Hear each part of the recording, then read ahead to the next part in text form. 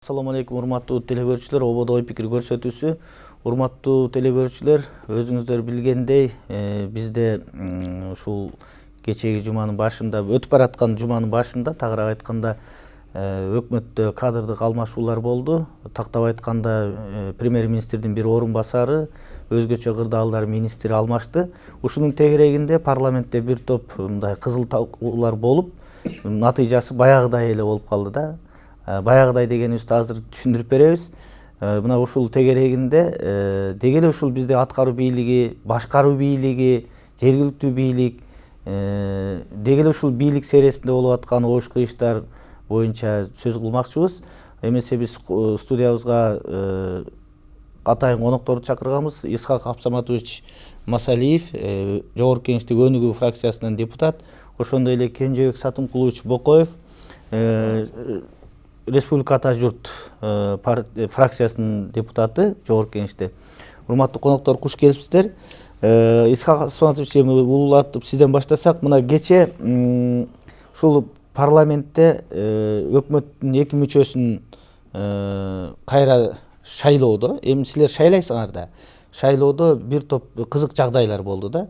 Алгач бир күн мурун комитетте премьер-министр баштаган өкмөт жетекчилери ушул министр менен вице-премьердин талапкерлигин алып келгенде аябай мындай ызы чуу болду. Бир топ депутаттар аттарын атабай эле коелу, мыйзам бузуп атасыңар, процедураны бузуп атасыңар, коалицияда караш керек эле, дайыма эле ушундай болуп келет, жада калса бул сиз каалабаган, сиздин кандидатураңыз эмес, башка жогору жактан түшкөн кандидатура деген мындай талаш тартыштар болду. Анан биз ойлодук, парламент эми күчүнө кирип атат го, дагы бир жаңылык чыгарат го. Жок, баягыдай эле айтып деп эл көзүнө спектакль берген добушунда колдоп коет. Ушул кандай парламенттеги бүгүнкү күндө өкмөт менен кандай болуп атат? Биринчиден мындай болуп атат да.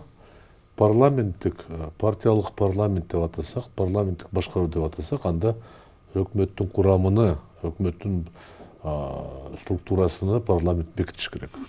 Демек, бул жерде түшүнүктүү болуп турат. Эгерде айрым өкмөттүн мүчөсү кызматтан ар кандай себеп менен кетсе, ал сөзсүз парламенттин макулдугу менен. Ал эми парламент деген бул коалициялык көпчүлүк, коалициялык азчылык, оппозиция, позиция деген түшүнүктөр бар да. Кече дагы бир жолу премьер-министр сунуштаган талапкерлерди башкарган коалициялык көпчүлүктүн макулдугун сурап да койгон жок да. Туура эмес да, ал тогот болгонун белгиси да. Демек, бүгүнкү күндө өкмөттүн башчысы фракция менен эмес, саясий күч менен эмес, жеке депутаттар менен сүйлөшүп, алардын макулдугун алып, өзүн билемдикке салган деп эсептейм да. Мен партиялар кызмат ордуну бөлсүн деген ойдон алыспын, бирок эгерде парламенттик башкаруу болсо, парламент болсо, партия менен түзүлсө, анда табигат ушундай. Партиялар чындап айтканда талашканда ушул өкмөттүн мүчөлүгүн талашат. Айыл чарба бизге бергиле, билим берүү тигилер, ушундай бул күткөн нерсе. Бирок бүгүнкү күндө биз барып тегереп эле кайра мурункуга келдик. Премьер-министр өзүнүн айтымы боюнча мен тандап, мен сунуштадым деп айтты. Бирок залда баары күлүп отурушкан, ал тандай турган даражага жете элек премьер-министр өзүнүн сунушу формалдуу түрдө берген күндө эле ким тандаган баарына даян болуп турат да. Ошондуктан мен ойлоп атам, мен кече сындаган себеп ошолдон болду эле. Жоктон да формалдуу түрүндө Жогорку Кеңешти урматтасаңар, эгерде парламенттик башкаруу болсо, ага моюн берсеңер, анда процедурасын сактап койсоңор ашыктык болбойт эле деп, ошол сын пикир болуп атат да. Мына менин кесиптешим Кенжебек Сатымкулович айтты, ага чейин биз бекиткен өкмөттүн курамынан, по-моему, 1-2 эле калды. 6 калыптыр. 20 мүчөсүнөн 6 калыптыр да. 23төн 6 калыптыр. 3 орун басар, 3 министр. Андай болбойт да, булар структурасына өзгөртсө, курамын өзгөртсө, Жогорку Кеңештин катыштыгы болуш керек да. Катышпаса, анда киргиле, анда ачык эле конституцияга өзгөртүү киргизип туруп, бизде парламенттик башкаруу керек эмес деп ачык эле айтыш керек анда. Айланып эле партиялар башкарат, идеология күрөшөт, идеология күрөшпөйт, партия күрөшпөйт, топтор күрөшөт. Ошондуктан сын пикирге оорду бар. Анан коомчулук абдан капа болуп атат, Жогорку Кеңештерди тепкилеп атат. Бирок чындыгында 90% сын пикир бизге тийиштүү эмес, өкмөттүн түзмө-түз милдети. Өкмөт Көрдүңөрбү? Өзүңөр кеткиле деп уже бетин айтып атса, жок, мезгил келелек деп премьер-министр жооп берип атат да. Ал мезгилди ал киши чечпейт да. Парламент Коомчулук каратат да. Депутаттар да сонун пикирин эске алыш керек да. Анан өзүм депутатым, мен жакшы көргөн депутатым, мен жаман көргөн депутатым деп бөлүп алса, анда ийгиликке жете албайт. Мисал катары айталы, 30 жылдын ичинде бизде 31-чи премьер-министр. Азыркы өкмөттүн табигаты, келечеги көрүнүп турат. Күздө шайлоодон кийин сөзсүз алмашат. Балким булар шайлоого даярданып калдыр, мен билбейм аны. Кенжебек мырза, сиз кече айттыңыз, ошо өкмөттүн эки мүчөсүн шайлайбыз деп отурганда, бул эң маанилүү маселе да. Керек болсо премьер-министрдин орун басары болуп атат. Залда, парламентте 30 адам отурат. Бул деген өкмөттүн бүгүнкү кадыр баркы деп айттыңыз да. Же депутаттар силер баары бир биз айткан болбойт, булар айткан болот деп кол шилтеп, ошого кош көңүл болууга макулсыңарбы? Туура, мен ал жерден биринчи тиги премьерге да андай суроо узаттым да. Мынакей азыр айтып кеткендей 15 министр алмашылыптыр. Өзү бизде өкмөттөрдүн саны, өкмөт мүчөлөрүнүн саны 22-ден 14 алмашыптыр. 80% алмашты. 15 алмашып кетти. Анан мен айттым, эми сиз алып келген биринчи 18-жылы алып келген өкмөттүн курамын биз бекиткенбиз да. Бекиткенде суроо болгон. Ушулар жарайбы? Сиз тандадыңызбы деген суроо, кечеги суроо анда да берилген. Мен макулмун ушул составка. Ким берсе да ушуга макулмун, ушу менен иштешем деген. Демек иштеш керек. Иш жүрбөй же колдон келбей калса отставкага кетиш керек. Мен ошон үчүн айттым. Эми 3-төн 2-син алмаштырып салыптырсың. Эми анда кетип эле калбайсыңар. Вице-премьер өзүнүн арызы менен жумуштан кетип атат дейт да. Анда акылдашып барыңар эле кетип калбайт белеңер. Эми уят го, 3-төн 2-си кетип калса, сиз дагы эле алмаштырып отурасыз. 2-ден алып келип. Анан кийин деген сурооду берсем, жок, учур келелек деп жооп берди да. Мен айттым, учур өтүп кетти. Просто менин колуман келбейт силерди кетирип салганга жалгыз. Бирок учур силерди кетире турган даже давно өтүп кетти дедим да. Анан кийин эми ошого мисал катары бүгүнкү өкмөттүн деңгээлин көрсөтөйүн деген ой менен мен мындай эки жагымы мындай эле спонтанно карасам 24 депутат отуруптур. Эми аткаруу бийлигинин башчысы премьер-министр келип туруп, собственный персона келип туруп суроо жоопту отурганда, эми менин эсимде бар 5-чакырышта. Премьерди айланайын бул жактан алып, нар жакка коюп, мына азыр кетип калышың керек деген деңгээлде 100 депутат отурат да, болбой калды дегенде 3-төн 2 отуруш керек да, эми премьер-министр келип атат. Мен ойлойм, кечеги ошону мисал кылдым. Караңызчы дедим премьер-министрге. Канча депутат отурат? 24 депутат отурат. Сиздин деңгээлиңиз деп көрсөттүм да, мындай жымсалдап. Десем эми менин ишим эмес дейм, депутаттар кааласа суроо берет деген ойда. Бирок мен ойлойм, депутаттар көрүп тур да. Бул киши чечпейт. Бирок бул премьер-министрге суроо берсең деле мындай маселе чечилберин билип туру да, ошон үчүн кайдыгерлик да, уже депутаттар мен ойлойм, бул өкмөттөн эл эле эмес, парламенттин да үмүтү жок да. Ушул бир нерсени чечип берет деп. Ошондуктан 30га жетпеген депутат отурду. Кенжебек мырза, ушул жерде бир кызык суроо да. Мен мына сиз оппозициялык азчылыктын өкүлүсүз жогорку кеңеште, сиз позициялык коалициялык көпчүлүктө. Таң калыштуусу, кече ошол коалицияга кирген депутаттар өкмөткө нааразылыгын айтып атты да. Оппозициялыкка караганда курч сүйлөп аттыңар. А бүгүн айтып атасыз, үмүт жок. Үмүт жок болсо, парламент силердин колуңарда, өкмөттү парламент силер кетирбейсиңерби? Мүмкүнчүлүгү бар да. Комитеттен ушул маселени айттым да. Мыкты Юсупович коллегабыз айтып туруп, мына мыйзам бузуу менен алып келип атасың деп коалициянын жетекчиси Иса Өмүркуловго суроо берди. Же сиз кетип калбайсызбы деп мындай аябай тонко неме сурооду көтөрдү. Ошондо мен сөз улап айттым да. Ал да жооп бере албай калды, коалициянын жетекчиси да, премьер-министр да жооп бере албай калды. Анын видеосу чыкты. Анан кийинки сөздө мен айттым, бул биринчи жолу болуп аткан жок да дедим. буга чейин дагы 2ден жана 15ти алмаштырып атты да. Ошондо келип атканда ошол эле жетекчи, ошол эле лидер фракциялар биздин комитетте негизинен жалаң лидерлер. 3-жолу кайталанып атат. Ошол жерде бизге хотя бы фамилияларын в курсе коюп койбойсуңарбы деген Боронов алып келгенде ушундай маселе. Мен айттым, буга чейин да болуп атканда. Маселе анан мен сын пикирде парламентке бурдум. Бүгүнкү күндө демек парламенттин духу жок. Мына жетекчилерибиз төрага лидер коалиция болуп эми угуп атат ким келип атканын. Демек бүгүнкү күндө парламентте булар ни во что не ставят. Экинчиси биз парламент чечебиз деген духубуз жок. Демек булар биз менен макулдашпайт. Демек сизге сөз берерден мурун мына мен парламентте бир нерсени таң калам да, көрүнүштө акыркы убактарда аябай мындай ошого баратат да, парламент жөн эле бир театрга айланып калды да. Мындай дегенде курч сындарды сүйлөйт эл көзүнө, берген добушу башка. Мына сиз өкмөттүн отчетунда дагы жалгыз өзүңүз каршы берген учурлар да бар да. Жок, мындай да. Ушундай боло береби, театр болуп калды. Театр деп айта албайбыз го. Бирөө айткандай биздин дүйнөбүз театр болуп атпайбы азыр. Төрөлгөндөн баштап өлгөнгө чейин баары театр болуп атат да. Ар бир жаран өзүнүн ролун аткарат да.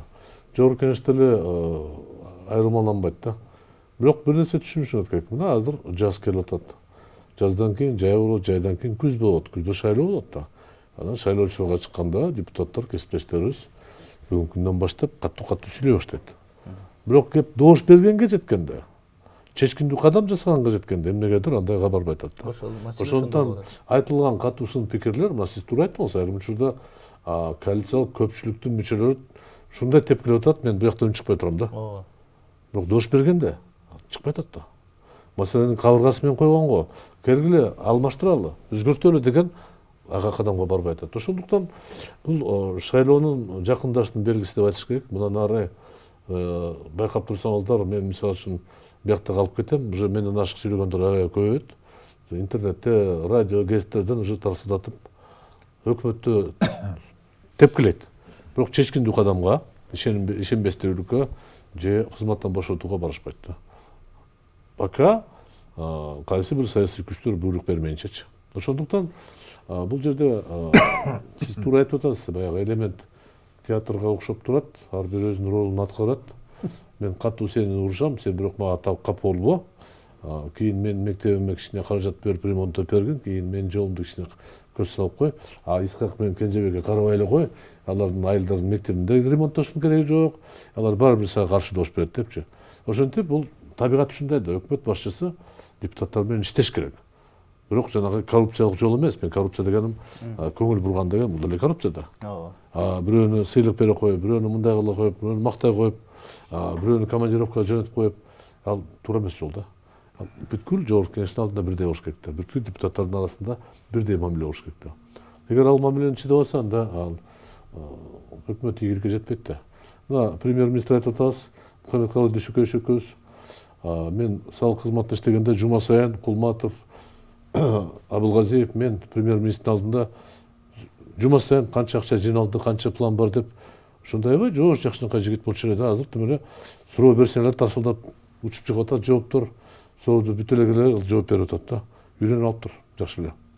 Бирок маселе чечилбейт да. Кеп ошондо болуп турат. Бул эң жаман.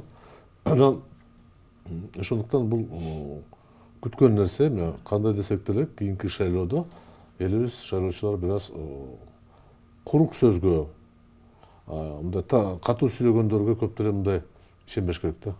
Добуш бергенге жасаган кадамдарга караш керек да, деп ойлоп атам да. Ошондо ийгилик болот. Эми жана сиз айтып кетпедиңизби, коалиция боюнча депчи, кандай коалиция мындай, анан кийин кайра каршы чыгып атат деп. Азыркы өкмөттү деле бул коалициялык өкмөт деп айтыш кыйын да.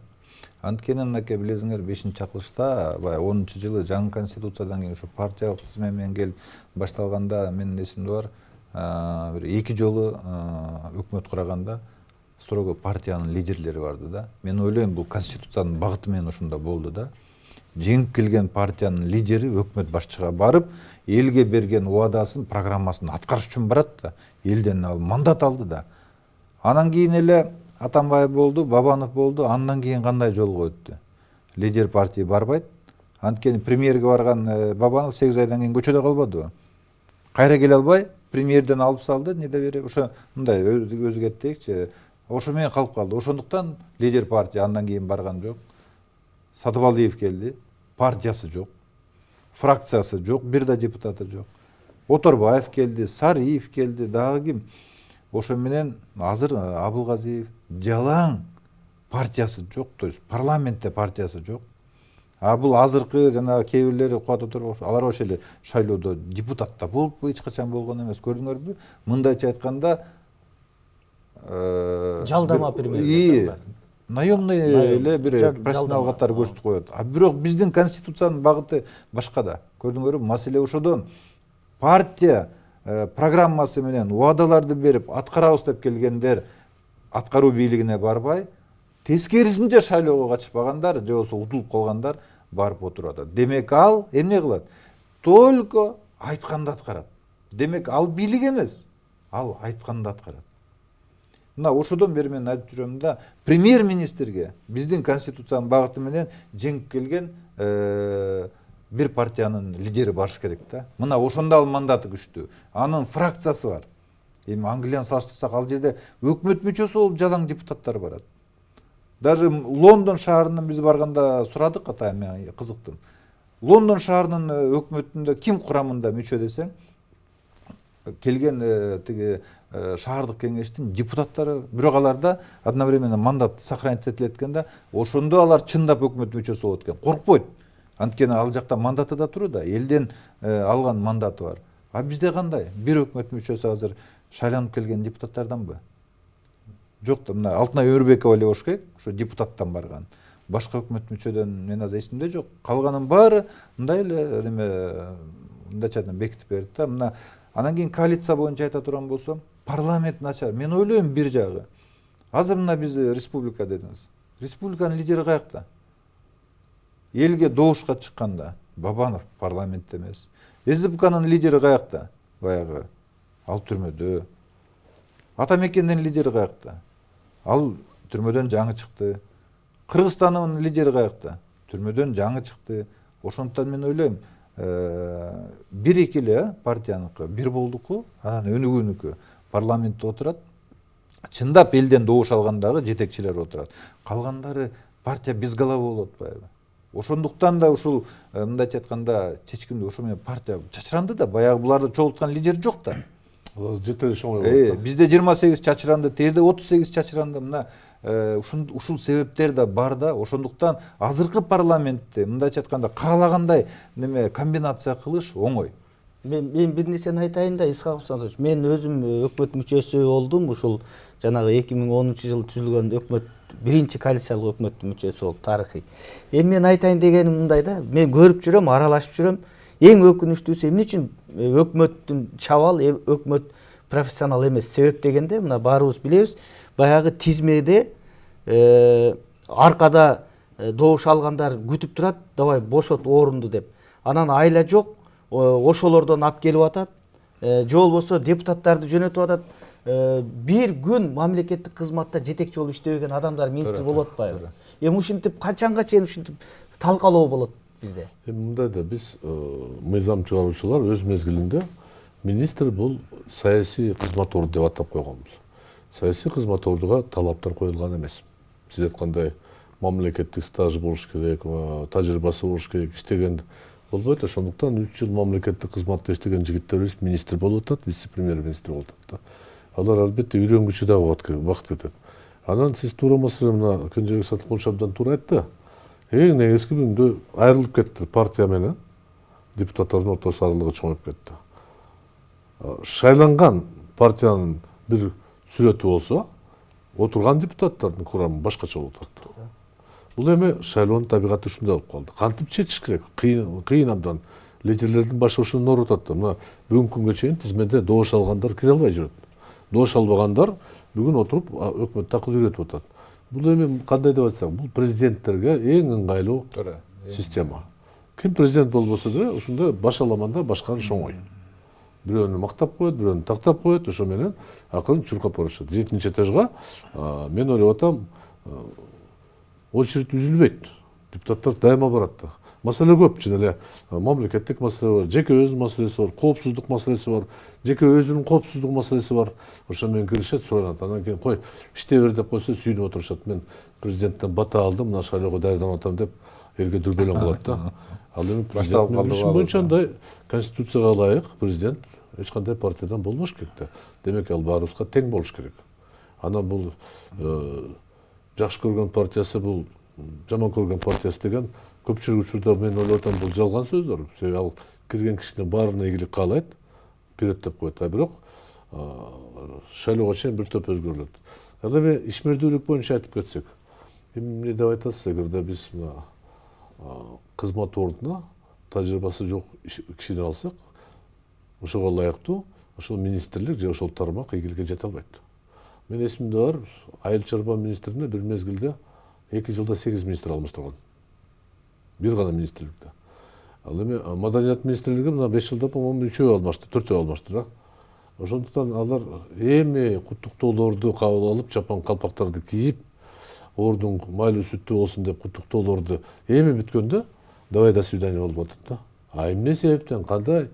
Аны себепти эч ким түшүндүрө албайт да. Кал сөз көрүлүп кетеби, же президенттин настроениясы бузулду, же премьер-министр менен урушуп кетти. Бирок эң негизги ошол тармакта кемчиликтер жоюлбайт. Бюджет чоңоюп атат, ВВП чоңоюп атат, ички дүң продукциясы чоңоюп атат. Акчабыз мында көбөйгөн көрүнүп турат, бирок көпчүлүк учурда бул элибиздин акчасын жарыкка чыгарып атабыз да. А эмнегедир пайдасы азыраак болуп атат да. Барган сайын эле элдин арасында наразычылык күчөп баратат да. Наразычылык депутаттарга, президентке, мурунку президентке, азыркы президентке, сотко, билим берүүгө, саламаттык сактоого, милициясына, прокурорго баарына наразычылык күчөп атат. Демек мен ойлоп атам, бүгүнкү күндө биз эмнеге наразычылык?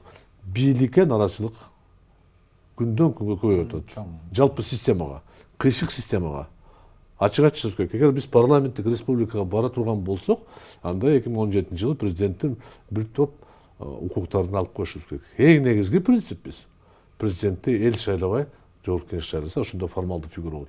Бирок бул чоң кадам, ага талкуулап ойлонуш керек да. Мен мисал катары айтып атам. Же тескерисинче биз парламентке баралы десек, ошондой жок, анда жеке адам жооп бере турган болсо, анда киргиле президент, премьер-министр бир киши болсун. Парламент, күчтүү парламент, күчтүү өкмөт болду, башка эч ким кереги жок бизге. Бүгүн биз кандай башкаруудабыз? Мен өткөндө ушул жерге сиздин ордуңузда Өмүрбек Текебаевди алып келип, ушул жерде сурадым да. Бизде президенттик башкаруу эмес дедик, кеттик адам, парламенттик башкаруу дедик. Бирок иш жүзүндө президенттик парламенттик башкаруу болуп атат да. Мына баары эле айтат, депутаттар деле, бүт баары эле бир киши чечип атат. Жогору жактан, жогору жакта бир эле президент отурат да. Ошону ачык айта алышпай атат да. Мына Иса Асматович айтып атпайбы азыр бата алып атат, кирип чыгып атат деп. Эми бул кандай болуп калат? Сиз айтыңызчы, ушундай башкаруу ким жооп берет? Президент айтат, мен укугум конституция боюнча чектелүү дейт. А иш жүзүндө таптакыр башка. Эми мен конституция эмесмин, бирок эми ошол убакта 10-жылы конституцияны кабыл алаардын астында албетте убактылуу өкмөт тарабынан элди алдоо болгон да. Анда мен еще айыл өкмөт элем, телевизордон баягы мынакей жаңы конституцияны даярдадык дегенде, кандай бийликке барабыз дегенде, элге ачык эле кайрылууда айтылган да. Биз парламенттик башкарууга барабыз, парламент чечет. Акимди, мен так эсимде бар, акимди өзүңөр шайлайсыңар деген. Райондун акимин. Анан кийин баары ушундай өзүңөр шайлай турган болот деп. Анан кийин конституция кабыл алгандан кийин биз буйруп депутат болуп келдик, карасак акимди эл шайлабай эле, акимди тиги премьер дайындайт экен, бирок желилтүү кеңештин сунушу менен болчу. Азыр кандай болуп калды?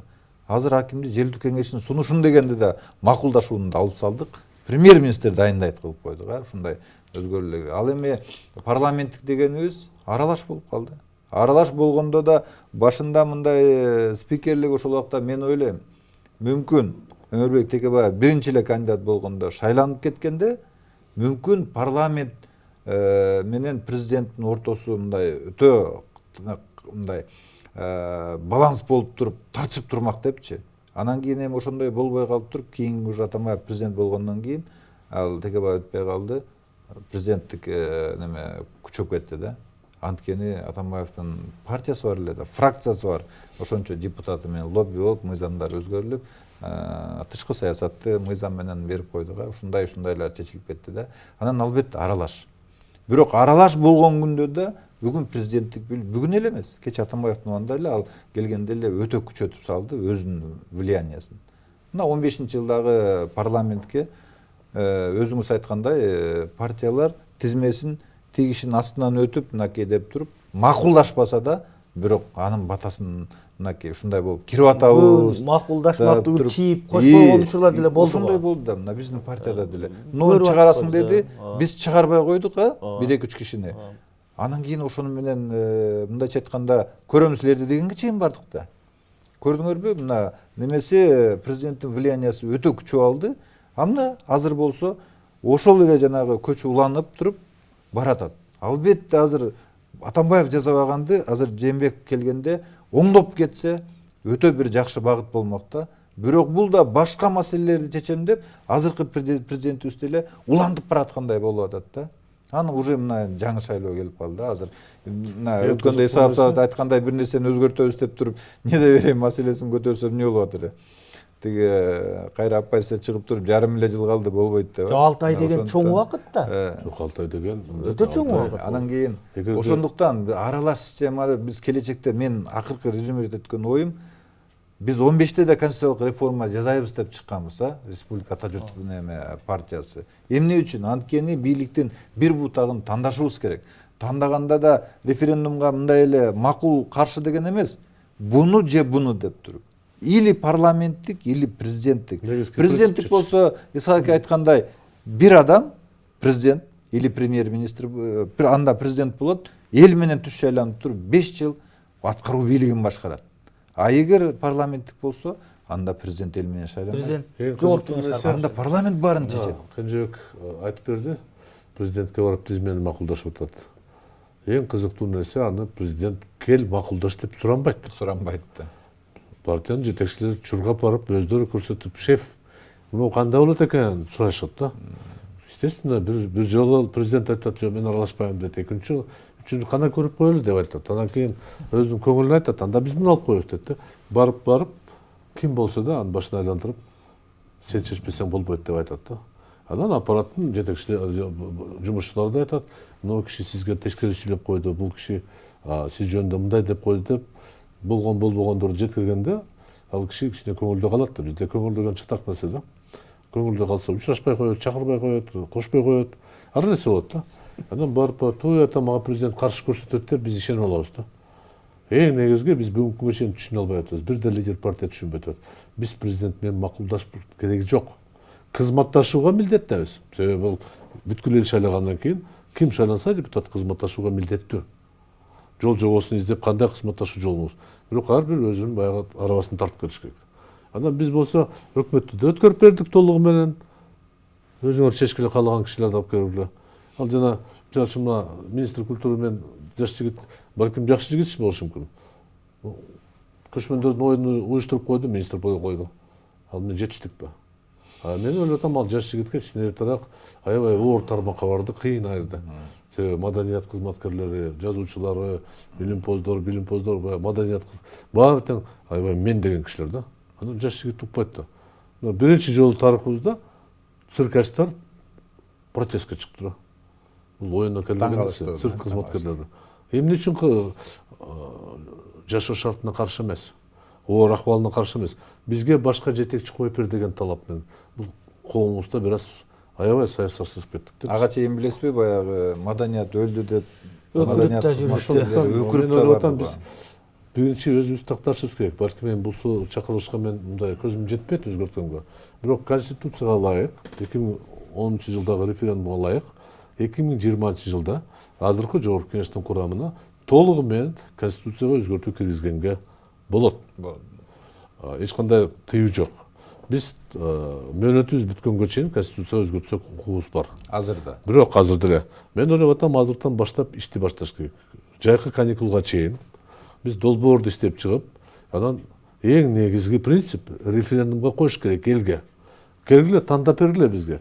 Биз же президент башкарсын, премьер менен кошо. бир жактуу болуш керек. же парламент башкарсын. Анан ошонун чечимине карата Ошого жаңы карата эки конституция вариант иштеп болот чыгыш да. керек. Эгерде парламенттик республика болсок, анда партиялык тизме менен шайланыш керек. Эгерде президент исполнительный власть болсо, анда бир мандаттуу округдарды бекемдетиш керек. Чоңойтуп, Ал эле эмес, негизи конституциянын жаңы вариантын Ошол ошол чечимге жараша. Президенттик болсо президенттик конституцияга кетиш анан керек, биз парламент. бул жамакты коюп, тиги жамакты коюп, бир жагынан парламенттикте дүйнөгө жарыялап атабыз, экинчи жагынан президенттерибиз баардык аткаруу бийликтин башчысын чакыртып, сен муну кылбайсыңар, тигини кылбайсыңар деп туура эмес кадам жасап атат да. Ал элге чыгып шайлаганда эл анан талап кылган. Любой президенттенчи. Сен муну кылып берсең, ал убадаларды бере берген. Шу талапкердин бар убада берген. Мен кыйратам, экономиканы көтөрөм, дегени көтөрөм. Бирок президент экономиканы көтөрбөйт да, президент инвестицияны тартып бербейт да. Ал өкмөттүн милдети. Туура, өкмөт. Депутаттардыкы эмес, өкмөттүкү. Демек ошол жерде бизде түшүнбөйбүз. Ошондуктан биринчи биз чечип алышыбыз керек. Мен бир нерсени айтайын да.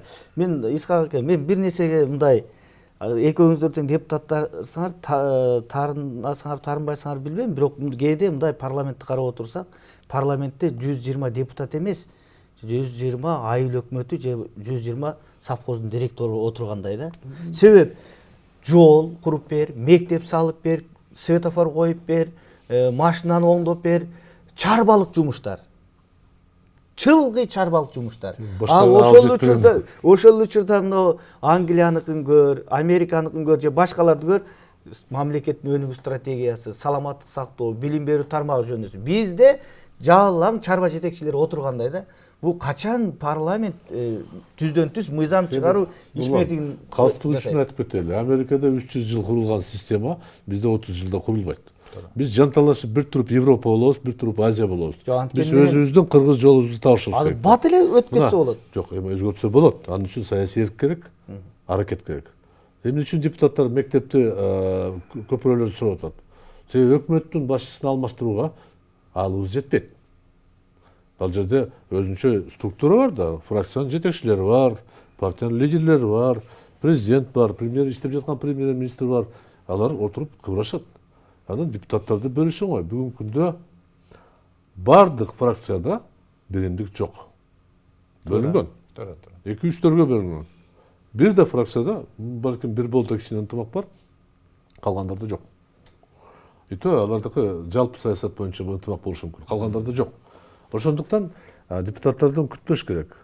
Бул туура эмес, биздин кадамыбыз эмес. Мына эми калпактын күнүн деп биз бекитип атабыз. Дарак эгүү күнү биз деп улуттук күн деп сунуштап атабыз. Бул эми биздин ишибиз эмес. Ал чындап айтканда Бишкек шаардын мэрилери чечип койсо болот да. Же улуттук комиссия сунушу менен президенттин жарлыгы менен анда белгилеп койсо болот да. Жетишет ошол. Биз жогорку кеңеште өттүм эле талашып болобуз, андай кылабыз, тигиндей кылабыз айыл. Ну эми кесиптештерди мындай катуу сүйлөгөн болбойт. Бирок Даже четке кагылгандан да тартынып атабыз да. Кантип мисалы үчүн ак калпак күнү деп койгондо кайсы кыргыз каршы добуш берет? Мен мыйзам чыгаруучу катары түшүнүп турам, ал жогорку кеңештин деңгээли эмес. Туура. Калпакты кантип кийиш керек? Кантип чечиш керек? Белекке берсе болобу болбойбу деп аны биз жазбашыбыз керек. Ал биздики эмес. Ал улуттук традициялар, ал жазылбаган мыйзам бар. Атадан балага кандай тарбия берсең ошондой болот да. Китеп миң мыйзамга жазсаң анда мамилени түзө албайсың да. Анын үчүн бала кезден баштап үйрөтсөк балдарыбызды. Ал ыйык кыргыздын баш кийими деп коюп. Ушунда ал башкача болот да. Эми депутаттар туура айтып атасыз, деңгээли башкача болот да. Эгерде чоң ишке, баягы принципиалдуу, радикалдуу иштерге алып жетпегенде, анда эмне кылыш керек? Биз айылга барганда шайлоочу сен эмне кылып бердиң деген суроо бар да. Мен сага мектеп куруп бердим, мен сага ремонттоп бердим, мен азаматсың. Сенчи Масалиев эмне кылып бердиң? Мен жана кол тийип эстик, аны эмне кыласың? Биздин маселени эмне чечтиң? Кайсы мектепти оңдоп бердиң? Кайсы жолду оңдоп бердиң? Кээде айткым келип атат, айланандар, мен сындап алсам, өкмөт иштебейт. Биз сын пикирди айтып турбасак, өкмөт аракет жасабайт. Экинчиден, ал жол жоболор баары жасагандар сиздердин акчаңар менен курулган. Силер берген салыктан түшөт ал акча. Өкмөт бир гана карыз алганды билет, башка нерсе билет. Тө карызды кийинки өкмөт жасашат да. Ошондуктан депутаттын кызматында биз түшүнүшүбүз керек, түшүндүрүшүбүз керек. Даярдашыбыз керек элитаны. Элита деп күлбөгүлө, элита деп коюшубуз келечектерчи. Депутаттар өзүнүн биринчи милдетини, укугуну так билип туруп, анан маселе койгондо биз бир аз жакшыраак жашап калабыз да. Кенжебек мырза, мына ушул жанагы депутаттардын деңгээли жалаң чарбалык жумуштарга мыйзам чыгаруу иши калып кетип атат да. Анан майдаланып кетип атат. Мына партиялык тизмет түзүлгөндө добушу бар, акчасы бар деп эле бир эч бир жерде ийгилик тарыхы жок эле коммерсант балдар. Эми бизнесмен деген да бул чоң иш.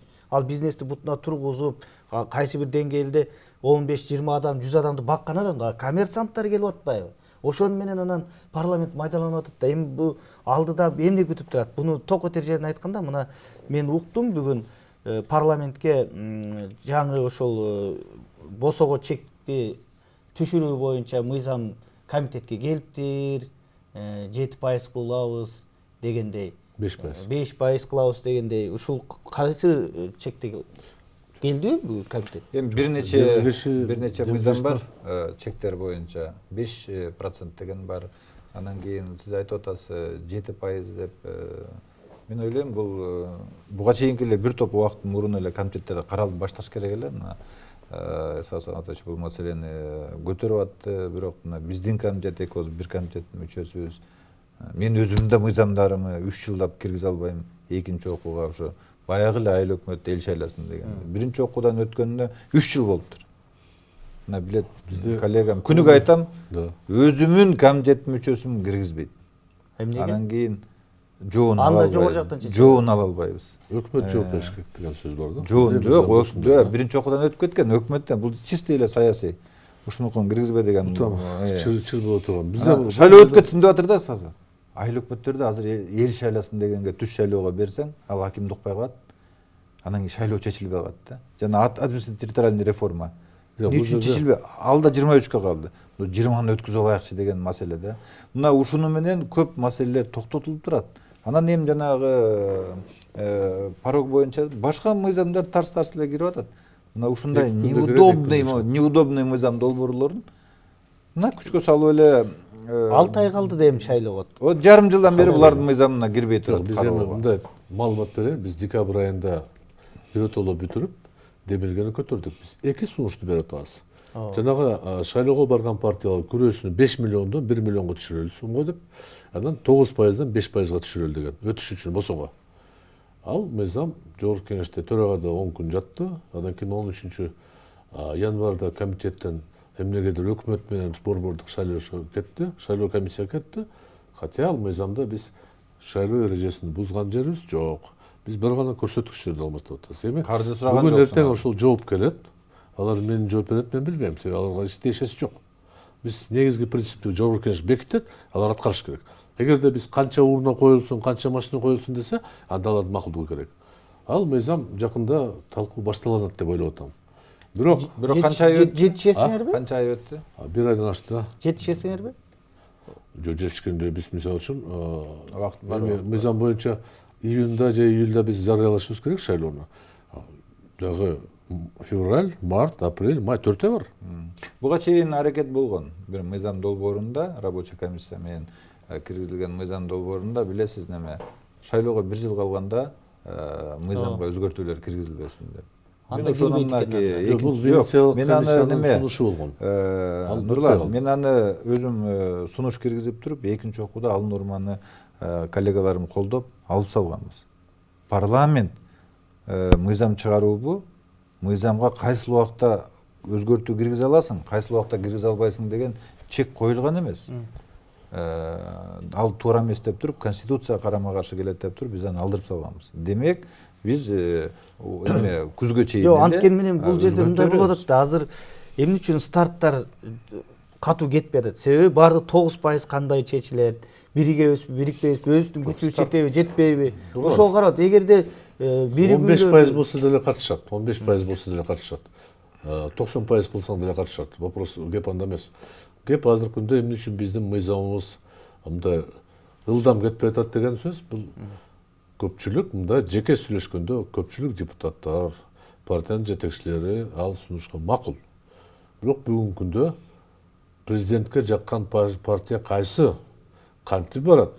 Анан бул максат бекерден 9%га көтөрүлгөн эмес болчу да. Ал деле биз билебиз да каяктан болгон. Кыргызстанда бардыгы мажбур кылып 2-3 партиянын тегерегинде кошулгула же кошулбайсыңар деп коюп аракет болчу. Атамбаевдин убагында болду дейм. Атамбаев Алар ушинтип убагында башкарабыз болсо да. деди да. Бирок мындай да, бул негиздеме эч кандай мындай дал келбетте туурабай койчу. Эч качан жарандарды бир партияга кошулууга деп мажбур кыла албайсың. Уже тажрыйбадан тараптан өткөнбүз да. КПСС, Алга Кыргызстан, Ак Жол партия. Мына СДПК тагдырын кайталап атат да. Ал убактылуу. Сен бийликтесиңби?